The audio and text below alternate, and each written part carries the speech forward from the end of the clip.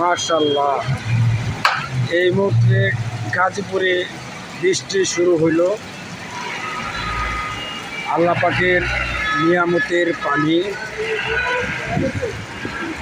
অনেকদিন ধরেই অনেক গরম, দেখেন ফ্যানের বাতাসে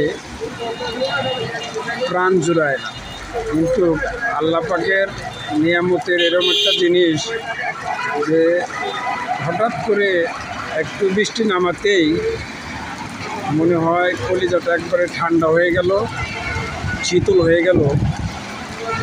এত সুন্দর বাতাস এবং আল্লাহ পাকের নিয়ামতের পানি, বৃষ্টির পানি।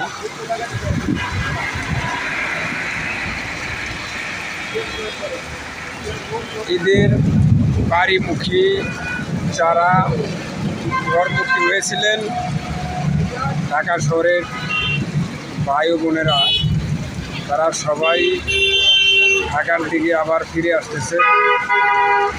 জন্য একটু রাস্তায় গাড়ি ঘোড়া বেশি। অনেক ভাইরা বোনেরা রাস্তায় এবং গাড়িতে থাকায় এই গরমে অনেকেই অস্থির হয়ে পড়েছেন। আল্লাহ পাকের নিয়ামতের পানিতে সবার শরীর ঠান্ডা হয়ে গেছে। সব কিছুই আল্লাহ পাকের ইচ্ছা হয়। মনে চাইলেও একটা ভিডিও করি, এর জন্য এই ভিডিওটা করলাম, আপনাদের মাঝে তুলে ধরলাম। ইনশাআল্লাহ।